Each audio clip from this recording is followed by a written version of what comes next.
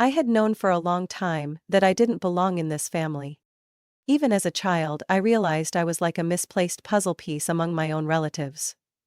While my entire family praised the stable path, going to college, graduating, and landing a decent office job, I just wanted to draw. I could spend hours with colored pencils, charcoal, and later a digital tablet, creating worlds that only I understood. But to my parents, my drawings were nothing more than a waste of time. My sister Amanda was the pride of the family. She went to a prestigious university, got a degree in economics, and married Ryan, a guy working in finance, right after graduation. Every family dinner revolved around stories of her successful career, Ryan's smart investments, or their plans to buy a bigger house. I was never the center of the conversation. Unless someone used me as an example of what not to do. I still remember the day I told my parents I wasn't going to college. We were in the kitchen, and my mom was drying the last dish after dinner. I had rehearsed my words countless times in my head before saying them out loud, but nothing could have prepared me for her reaction. "What did you just say?" My mom froze, the dish towel still in her hand, looking at me like I had just uttered something horrifying. "I don't want to go to college. I enrolled in a 3D animation course." I swallowed hard, trying to stand my ground. The silence lasted only a few seconds, but it felt like an eternity. Then, she placed the dish in the sink, turned to me, and her voice rose sharply.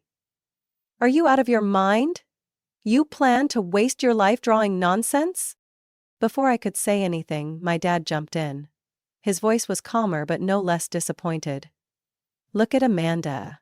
She has a degree, a respectable job. What are you going to do with this drawing of yours? Live off us forever?" I clenched my fists. "I can support myself. A lot of people make money from animation on YouTube now. If I work hard." Amanda laughed. "YouTube?" She raised an eyebrow mockingly. "Oh my God. This kid thinks she's going to be a millionaire drawing cartoons online." Ryan, sitting next to her, smirked. "Plenty of people try, but how many actually make it? Keep dreaming. You'll end up working a part-time job at a coffee shop sooner or later." I felt a tightness in my chest, but I didn't cry. I was used to being belittled. The days that followed were tense. My mom wouldn't even look at me, my dad just shook his head whenever I entered the room, and Amanda still visited every weekend to brag about her new job, her latest raise, and, of course, to throw in a jab about my childish hobby. I threw myself into my studies, ignoring all the ridicule. Every time I opened my computer to draw, I remembered their words. I let them fuel me. I didn't need their approval. I was going to prove them wrong. The problem was, proving it wasn't as easy as I thought. At first, I actually started to believe they were right. The early days on YouTube were a nightmare.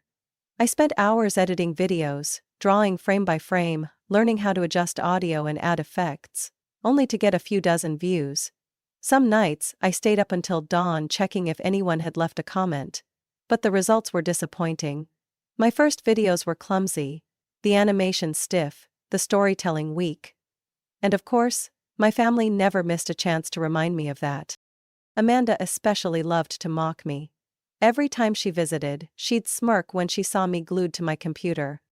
"Still playing around with your little drawings?" She scrolled through her phone and scoffed. "I just read an article saying 90% of YouTubers don't make a dime. But hey, maybe you'll be lucky enough to be in the 10%, right?" My parents didn't even try to hide their disappointment anymore. Every dinner, my dad asked the same question. "When are you gonna get a real job?" I never answered, I just kept drawing.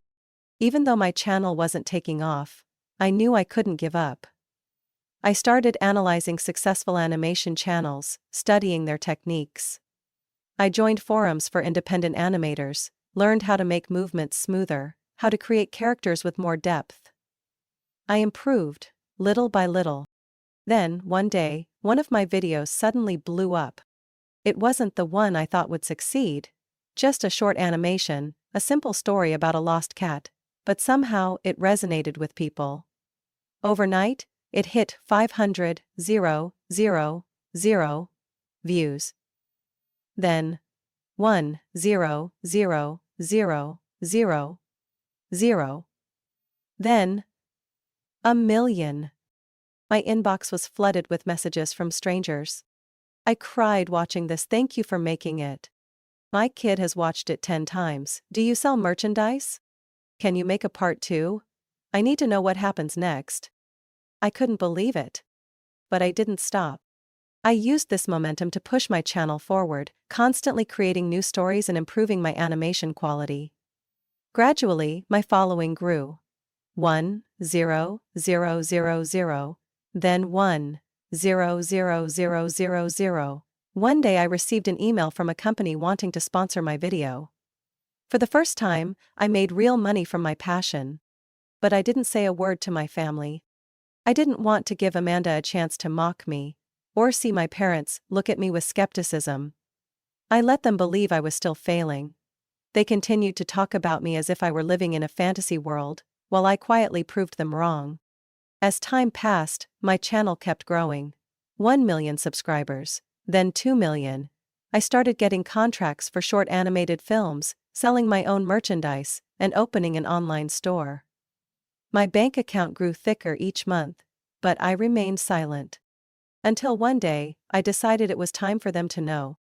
That night was a typical weekend dinner. Amanda and Ryan were there, and my parents were busy preparing the barbecue. Once everyone was seated, I set my fork down and cleared my throat. I have an announcement. All eyes turned to me. I'm moving out. I've rented my own apartment. A heavy silence filled the room. Amanda was the first to speak, half laughing, half mocking. Oh wow, so you finally accepted that it's time to be an adult? Who's helping you pay rent? Dad narrowed his eyes, suspicion lacing his voice. Where did you get the money for rent? I met his gaze and smiled slowly. From my YouTube channel. Mom dropped her spoon onto her plate. Amanda nearly choked on her wine. Ryan's eyes widened. No way, Amanda snapped, her tone sharp. YouTube doesn't make that kind of money. I shrugged, taking a sip of water. I could afford to rent an entire house if I wanted to. I saw the confusion in their eyes. They had never believed I would succeed. But now, the truth was right in front of them. They could accept it, or not. But for me it no longer mattered. From that day on, my family's attitude changed. But not in the way I expected. At first they said nothing about me moving out. My parents were a bit cold about it, but no one openly objected. Amanda was suspiciously quiet, only throwing me a few doubtful glances. I knew they hadn't fully processed the situation yet, but I wasn't about to waste time explaining. I had money, I had a career, I was independent. That was all they needed to know. On the day I moved into my new apartment, no one in my family helped. I hadn't expected them to. I stood alone in the empty living room, watching the afternoon sunlight stream through the windows onto the polished floor. No more disappointed sighs from my dad. No more snide remarks from Amanda at dinner. This was my life. And I naively thought that from now on, I would be free. It started with small favors. One evening my mom called, her voice hesitant. Olivia, sweetheart, our washing machine keeps breaking down. Do you know anyone who can fix it? I understood immediately. My parents never asked for help directly, they would just drop hints until I offered. I sighed, but still replied. I'll send you some money to get it repaired. Mom instantly brightened. Oh, you're such a good girl. I knew you'd help. I transferred the money right then and there, not thinking much of it. I was making more than they ever imagined, and if a small amount could make my parents happy, then it wasn't a big deal. But then, the requests started coming more frequently. Dad called me one afternoon while I was finishing an illustration for a major project.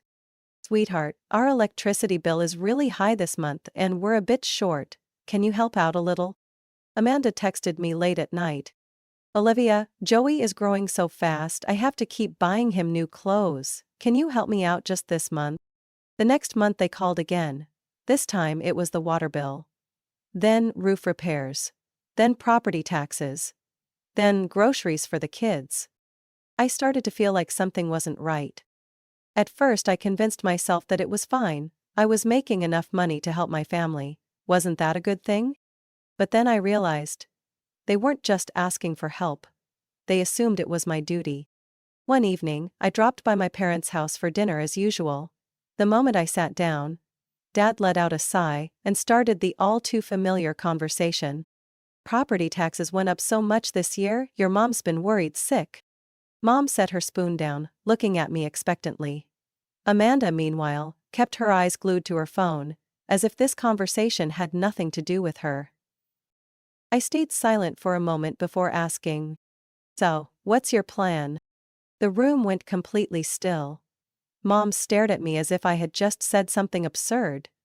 Amanda finally looked up from her screen, raising an eyebrow. "What do you mean?" Mom's voice was sharper now.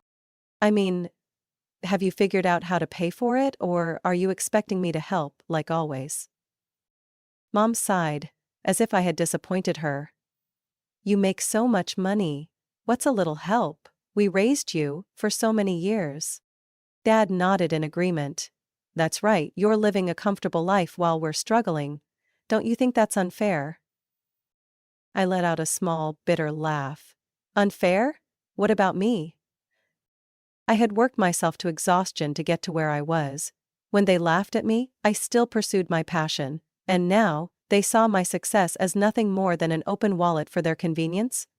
But I didn't say anything. Instead, I pulled out my wallet, placed a check on the table. My parents smiled.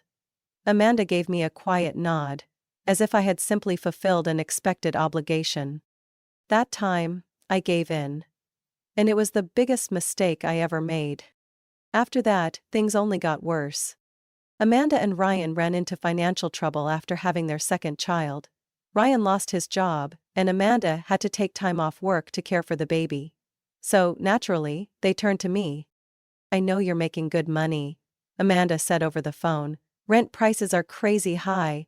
We might not be able to keep up. Can you help out a little?" I wanted to say no, but I didn't. I paid Amanda's rent. I covered the hospital bills when her kid got sick. I even paid for preschool tuition for her eldest. Meanwhile, my parents kept coming up with reasons to ask for money. Car repairs, a new stove, a broken fridge. I don't remember the last time I transferred money to them. I just knew it had become routine, an unspoken expectation. And I wondered, was I helping my family? Or was I being used? At some point, supporting my family became an obligation that no one needed to say out loud anymore. I paid my parents' bills without them asking. I sent money to Amanda every month, knowing that if I didn't, she'd call me with that tired voice, listing all the things her kids needed. Food, clothes, tuition. As time passed, the amount I spent on my family only grew. But I thought, what's the harm? I made good money. I had no one else but them. If I could ease their worries, why wouldn't I? And then, I decided to do something special. My parents' 35th wedding anniversary was coming up. I wanted to give them a gift they would never forget. I booked a luxury trip to Hawaii, covering everything: first-class flights, an oceanfront hotel, sightseeing tours, fine dining experiences. I wanted them to truly enjoy themselves for once. I even included tickets for Amanda, Ryan, and the kids. When I announced it at our usual Sunday dinner, the room went silent for a moment. "Are you serious, Olivia?" Mom asked, her eyes wide with shock. "Completely serious. Everything's booked. We leave next week." I smiled, feeling genuinely excited to see their happiness. Amanda glanced at Ryan before turning back to me, her voice tinged with jealousy but still trying to sound pleased. "Wow. You really spent that much, just to take the whole family on vacation?" "Yes," I replied. "We deserve to have a good time together." The trip was perfect.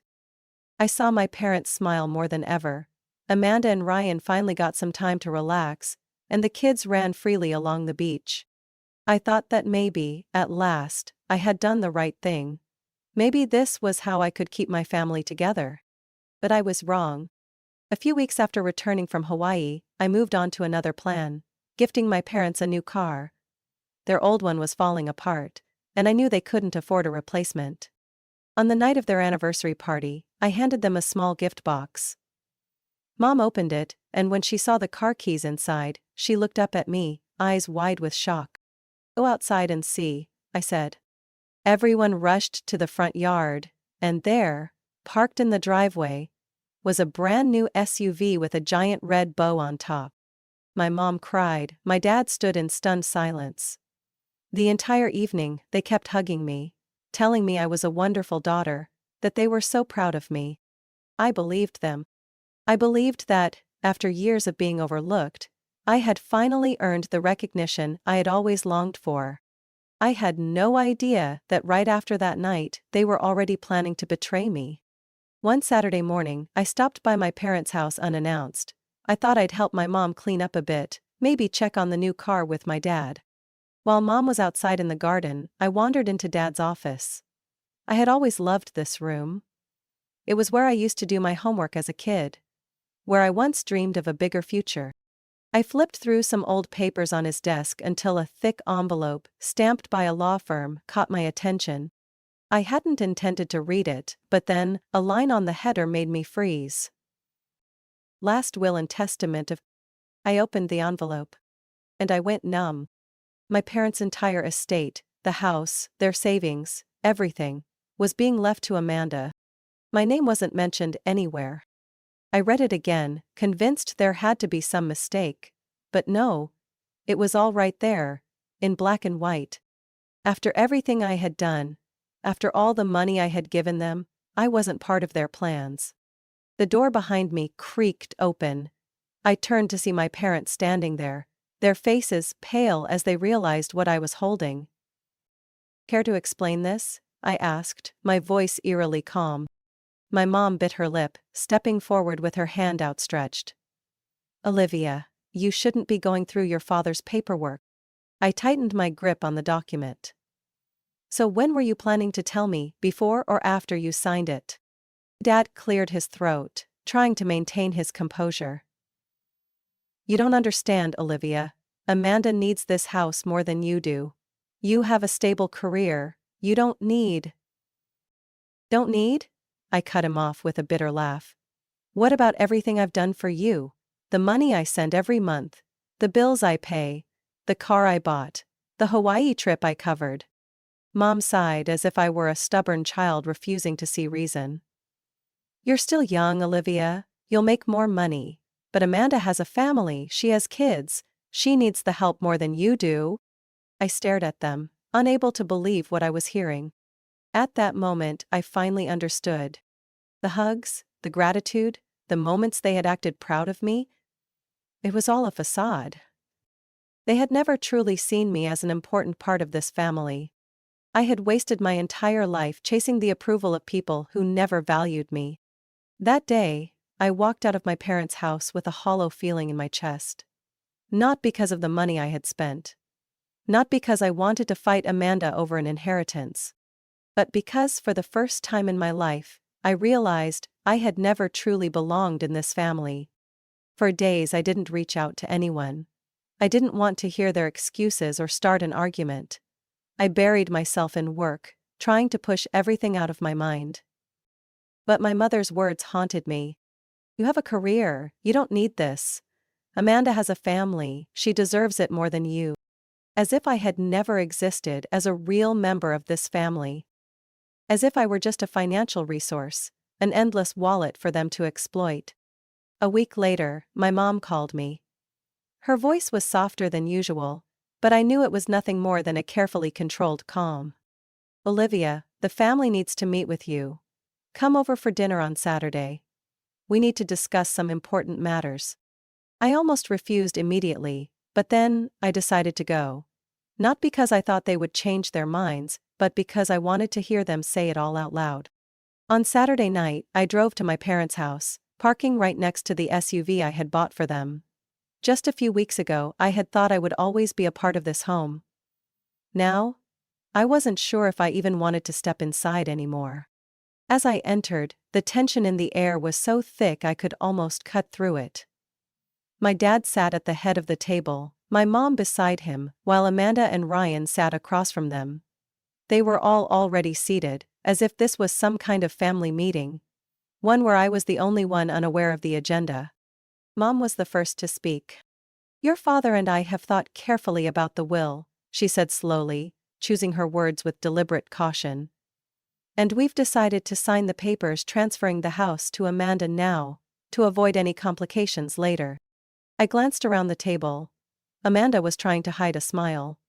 Ryan kept his head down, pretending to stay out of it.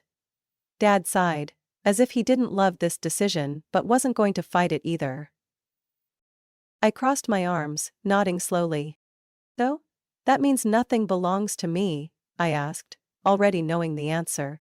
Amanda shrugged. "Olivia, you don't need this house. I have 2 kids. I need a place to raise them. You live in your fancy apartment. So why are you making a big deal out of this?" I let out a laugh, a hollow, joyless laugh. "You have 2 kids, but who pays your rent? Who covered the hospital bills when your child was sick? Who pays for preschool? Don't act like you don't need me." Amanda opened her mouth to argue, but Mom spoke first. "Olivia, you have to understand. You're the most successful one in the family. You can always make that money back. Amanda can't." I leaned back in my chair, looking at each of them in turn. "Oh. This is what tonight is really about? Not a discussion? Just a declaration that I have no place in this family?" No one said a word. I nodded, took a deep breath, and said something I never thought I would say, out loud. "Fine. If I don't get a share in this family, then from now on, don't expect a single cent from me." The room went so silent I could hear the ticking of the wall clock. Mom's eyes widened as if she couldn't believe what she had just heard. "What do you mean?" I said, standing up and planting both hands on the table. "Starting today, I won't be paying another bill. No more rent for Amanda, no more medical expenses, no more tuition, no more covering anything. If this family sees me as an outsider, then treat me like one." Mom's face paled. "Olivia, you can't do that. We're your family." I looked at her, feeling an odd sense of calm. "No, family doesn't treat each other like this." I turned and walked out of the room. Behind me, I heard Mom start crying, Dad calling my name, Amanda muttering angrily under her breath. But I didn't stop. I stepped outside, and just before getting into my car, I glanced at the SUV I had bought for them. It was still registered in my name. That night, I called the insurance company. "Hello, I need to report an asset repossession. The car is still registered under my name, and I want it retrieved immediately." 3 days later, a tow truck pulled up in front of my parents' house. Amanda called me in a fury. "You're a cruel, heartless bitch. How could you take Mom and Dad's car? We're family." I simply chuckled, my voice calm. "Family? Family took my name out of the will. I'm just following the example they set." I hung up. 3 months later, I blocked all their numbers. I left the family group chat. I unfollowed my mom on Facebook, where she was complaining about her ungrateful, traitorous daughter. But I didn't care anymore. For the first time in my life, I didn't have to worry about them, and I had never felt freer. 3 months had passed since I cut ties with my family. At first, the silence felt strange. No more texts from my mom reminding me to cover the utility bills. No more calls from Amanda complaining about rent increases or sick kids. No more snide comments about my job. While quietly accepting my money every month. My apartment felt eerily quiet, but instead of loneliness, I realized it was peace. Without the financial burden of supporting my family, I was able to focus entirely on my career. I invested in a professional studio, hired staff to scale my work. No longer overwhelmed with doing everything alone, I could pour my energy into creativity instead of drowning in hundreds of small tasks. And then, the magic happened. My YouTube channel grew faster than ever. New projects racked up millions of views, big brands reached out, and sponsorship deals became more frequent. I had once dreamed of reaching 1 million subscribers. Now, that number had surpassed 10 million. I started doing things I had never even considered before. I bought a bigger apartment, one with a spacious office dedicated to my animation studio. I allowed myself to buy things I wanted without guilt, without thinking that money could have helped my family instead. I began traveling, not to fund vacations for others, but simply to enjoy life on my own terms. And then, one day, while strolling down a quiet suburban street, I saw it. A small but breathtaking house. A charming wooden home with a spacious garden, where sunlight streamed through large windows every morning. I had always thought that one day, when I became successful enough, I would buy a house for my family. But now, I realized, I was my own family. I bought it. Not to prove anything. Not to earn anyone's approval. I bought it for me. Occasionally, I still heard news about my parents and Amanda through distant relatives. My parents had to sell off some of their assets to cover their debts. Amanda and Ryan were forced to move into a smaller apartment, since no one was helping with rent anymore. I didn't feel satisfaction. I didn't feel regret. It was their choice. My mother still tried to reach me the only way she knew how, through Facebook. I didn't block her, but I never responded. I read her posts, filled with sorrow and blame. Some children, once they get rich, forget who raised them. It's heartbreaking when family is betrayed by their own blood. She expected sympathy. But instead, the relatives who knew the full story spoke up. "Didn't Olivia pay all the bills for years?" one aunt commented. "She bought a car, covered Amanda's rent, and now you're blaming her?" another relative wrote. I didn't have to say a word, the truth spoke for itself. Some nights, I sat in my new home, gazing out at the garden under the moonlight. I thought about all the years I had spent chasing their approval, striving to make them proud, sacrificing to earn their love. But I understood now. They had never truly loved me the way a family should. They only loved me when I had something to give. And the moment I stopped giving, their love disappeared. I have no regrets about walking away from them. I don't need their approval to know that I deserve happiness. I built my life on my own, and I have never felt freer. Olivia's story is not just a personal journey. It's a lesson in self-worth and setting boundaries within a family. Not everyone is loved unconditionally just because they share the same blood. Sometimes, family ties only exist as long as there's something to take advantage of. It took Olivia years to realize that true familial love should never come with financial obligations. Sometimes the best choice isn't to keep sacrificing. It's to let go of toxic relationships in order to protect yourself. Blood doesn't define family. Love and respect do. What do you think about Olivia's story? Have you ever been in a situation where your family took advantage of you like she was? Share your thoughts in the comments. And don't forget to follow the channel for more eye-opening stories about life, family, and valuable life lessons.